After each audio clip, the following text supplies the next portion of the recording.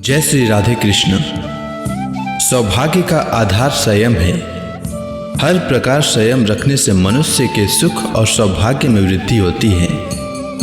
यदि प्राणी में संयम नहीं है तो उसके द्वारा किए गए तप, त्याग व भक्ति, पूजा आदि सब व्यर्थ हो जाते हैं। इस बार वैशाख महीने के कृष्ण पक्ष में पड़ने वाली वरुथनी एकादशी 26 अप्रैल को है। इस दिन सभी भक्तों को व्रत रखना चाहिए, पर प्रश्न उठता है कैसा व्रत? क्या मैं उस व्रत की बात कर रहा हूँ जिसमें शरीर को कष्ट पहुँचाते हुए किसी तरह एक दिन काट लिया जाता है और मन में वही सब करने की इच्छा हो रही होती है जो हर रोज कर रहे होते हैं? दिखावटी व्रत का क्या फायदा जब मन ही ईश्वर में ना लगे, जब मन में दूसरों के प्रति जाति, धर्म, लिंग के आधार पर वैर भाव हो, जब मन में कुविचार चल रही हो, तो ऐसी अवस्था में शरीर को कष्ट देकर दिखावटी व्रत करने से कोई लाभ नहीं। मन पर संयम पाना और मन को ईश्वर भक्ति में लगाना ही व्रत है। भगवान श्री कृष्ण श्रीमद् भागवत गीता के 3 अध्याय के 26वें श्लोक में कहते हैं, कर्मेंद्रियानि संयम्य यास्ते मनसा स्मरन् इंद्रियान विमूढ़ात्मा मिथ्याचार स उच्यते। अर्थात जो अपनी कर्मेंद्रियों के बाह्य घटकों को तो नियंत्रित करते हैं, लेकिन मन से इंद्रियों के विषयों का चिंतन करते हैं, वे निस्संदेह स्वयं को धोखा देते हैं और पाखंडी कहलाते हैं। मैं आपको इस विषय को समझाने के लिए पुराणों में वर्णित तावृत और सुवृत नाम के 2 भाइयों की कथा सुनाता हूँ। एक दिन 2 भाई अपने घर से श्रीमद् भागवतम का प्रवचन सुनने मंदिर जा रहे थे। बीच मार्ग में मूसलाधार वर्षा होने लगी, अतः वे आश्रय लेने के लिए समीप के भवन में चले गए, जहां उन्होंने पाया कि वे एक वेश्यालय में आ गए हैं, जहां पर कुछ नारियां अपने ग्राहकों का मनोरंजन करने के लिए नृत्य कर रही थीं। बड़ा भाई तावृत वहां से बाहर निकलकर वर्षा में भीगता हुआ मंदिर की ओर जाने लगा। छोटे भाई सुवृत ने वर्षा में भीगने से बचने के लिए कुछ समय और वहां बैठने में कोई बुराई नहीं समझी। तावृत मंदिर पहुंचा और वहां बैठकर प्रवचन सुनने लगा, किंतु वह मन में पश्चाताप करने लगा। यह कैसा नीरस करने वाला प्रवचन है। मैंने बड़ी भूल की, मुझे वैश्यालय में रुकना चाहिए था। मेरा भाई अवश्य ही वहां की रंगरलियों में आनंदित हो रहा होगा। दूसरी ओर सुवृत यह सोचने लगा कि मैं इस पाप के स्थान पर क्यों रुक गया। मेरा भाई पुण्य आत्मा है और वह अवश्य भागवत के ज्ञान से अपने मन और बुद्धि को निमज्जित कर रहा होगा। मुझे भी साहस जुटाकर वर्षा से भयभीत हुए बिना मंदिर पहुंचना चाहिए था। आखिरकार मैं कोई नमक का बना हुआ नहीं हूं जो थोड़ी वर्षा में घुल जाता। जब वर्षा समाप्त हुई तो दोनों भाई अपने अपने स्थानों से बाहर निकले और एक दूसरे की दिशा की ओर बढ़े। जिस क्षण में वह एक दूसरे से मिले, तब अचानक उन पर बिजली गिरी और उसी स्थान पर उनकी मृत्यु हो गई। जब यमदूत वहां आकर तावृत को नरक ले जाने लगे, तब तावृत ने आपत्ति करते हुए कहा, तुमसे भूल हुई है, मैं तावृत हूँ, वह मेरा भाई था जो कुछ समय पहले वैश्यालय में बैठा था, अतः तुम्हें उसे नरक में ले जाना चाहिए। यमदूतों ने उत्तर दिया, हमने कोई भूल नहीं की है। तुम्हारा भाई वहाँ वर्षा से बचने के लिए बैठा था, किंतु उसका मन भागवत के प्रवचन में तल्लीन था। दूसरी ओर प्रवचन सुनते समय तुम्हारे मन में वैश्यालय में ठहरने की लालसा उत्पन्न हो रही थी। अब कई लोग इस कथा को सुनने के बाद खुद ही समझ सकते हैं कि वे तावृत की तरह तन से व्रत रखते हैं। इस कथा को कहने का उद्देश्य यही है कि व्रत रखना है तो मन से रखो, तन से रखने से कोई लाभ नहीं होता। अब आइए सुनते हैं वरुथनी एकादशी व्रत कथा। युधिष्ठिर ने भगवान श्री कृष्ण से कहा, हे प्रभु, वैशाख मास के कृष्ण पक्ष की एकादशी का क्या नाम है तथा उसका क्या विधान है और उससे किस फल की प्राप्ति होती है, सो कृपया पूर्वक विस्तार से बताएं। युधिष्ठिर की बात सुन भगवान श्री कृष्ण ने कहा, हे युधिष्ठिर, वैशाख मास के कृष्ण पक्ष की एकादशी का नाम वरुथनी एकादशी है। यह सौभाग्य प्रदान करने वाली है। इसका उपवास करने से प्राणी के समस्त पाप नष्ट हो जाते हैं।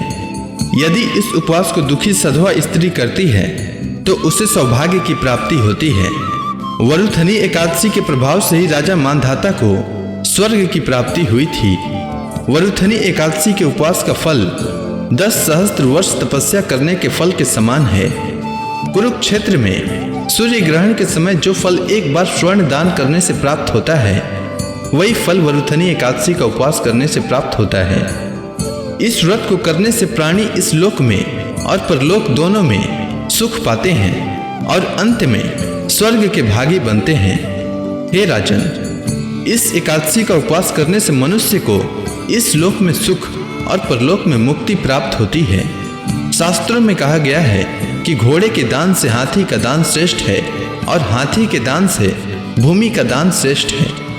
इसमें श्रेष्ठ तिलों का दान है, तिल के दान से श्रेष्ठ है स्वर्ण का दान और स्वर्ण का दान से श्रेष्ठ है अन्न दान। संसार में अन्न दान से श्रेष्ठ कोई भी दान नहीं है। अन्न दान से पितृ देवता मनुष्य आदि सब तृप्त हो जाते हैं। कन्या दान को शास्त्रों में अन्न दान के समान माना गया है। वरुथनी एकादशी के व्रत से अन्न दान और कन्या दान दोनों श्रेष्ठ दानों का फल मिलता है। जो मनुष्य लालचवश कन्या का धन लेते हैं या आलस्य और कमजोरी के कारण कन्या के धन का भक्षण करते हैं, वे प्रलय के अंत तक नरक भोगते रहते हैं और उनको अगले जन्म में बिलाव योनि में जाना पड़ता है। जो प्राणी प्रेम से तथा यज्ञ सहित कन्या दान करते हैं, उनके पुण्य को चित्रगुप्त भी लिखने में असमर्थ हो जाते हैं। जो प्राणी इस वरुथनी एकादशी का उपवास करते हैं, उन्हें कन्या दान का फल प्राप्त होता है। वरुथनी एकादशी का व्रत करने वाले को दशमी के दिन से कुछ वस्तुओं का त्याग कर देना चाहिए, जैसे कांसे के बर्तन में भोजन करना, मांस, मसूर की दाल, चना, साग, मधु, दूसरे का अन्न, दूसरी बार भोजन करना। व्रती को पूर्ण ब्रह्मचार्य रहना चाहिए। रात को सोना नहीं चाहिए, अपितु सारा समय शास्त्र चिंतन और भजन कीर्तन आदि में लगाना चाहिए। दूसरों की निंदा तथा नीच पापी लोगों की संगत भी नहीं करना चाहिए। क्रोध करना या झूठ बोलना यह भी वर्जित है। तिल तथा अन्न भक्षण भी नहीं करना चाहिए। हे राजन, इस वरुथनी एकादशी की कथा यह है कि प्राचीन काल में नर्मदा नदी के तट पर मानधाता नामक राज करता था। वह अत्यंत दानशील तथा तपस्वी था। एक दिन जब वह जंगल में तपस्या कर रहा था, तभी न जाने कहां से एक जंगली भालू आया और राजा का पैर चबाने लगा। राजा पूर्ववत अपनी तपस्या में लीन रहा। कुछ देर बाद पैर चबाते चबाते भालू राजा को घसीटकर पास के जंगल में ले गया। राजा बहुत घबराया, मगर तपस्या धर्म अनुकूल उसने क्रोध और हिंसा न करके भगवान विष्णु से प्रार्थना की। वरुण भाव से भगवान विष्णु को पुकारा। उसकी पुकार सुनकर भगवान श्री हरि विष्णु प्रकट हुए और उन्होंने चक्र से भालू को मार डाला। राजा का पैर भालू पहले ही खा चुका था। इससे राजा बहुत ही शोकाकुल हुआ। उसे दुखी देखकर भगवान विष्णु बोले, हे वत्स, शोक मत करो, तुम मथुरा जाओ और वरुथनी एकादशी का व्रत रखकर मेरी 12 अवतार मूर्ति की पूजा करो। उसके प्रभाव से पुनः सुदृढ़ अंग वाले हो जाओगे। इस भालू ने तुम्हें जो काटा है, यह तुम्हारे पूर्व जन्म का अपराध था। भगवान की आज्ञा मानकर राजा मानधाता ने मथुरा जाकर सदा पूर्वक वरुथनी एकादशी का व्रत किया। इसके प्रभाव से राजा शीघ्र ही पुनः सुंदर और संपूर्ण अंगों वाला हो गया। इसी एकादशी के प्रभाव से राजा मानधाता स्वर्ग को गया था। जो भी व्यक्ति भय से पीड़ित है, उसे वरुथनी एकादशी का व्रत रखकर भगवान विष्णु का स्मरण करना चाहिए। इस व्रत को करने से समस्त पापों का नाश होकर मोक्ष मिलता है। हे युधिष्ठिर, जो मनुष्य इस एकादशी का व्रत विधान पूर्वक करते हैं, उन्हें स्वर्ग लोक की प्राप्ति होती है।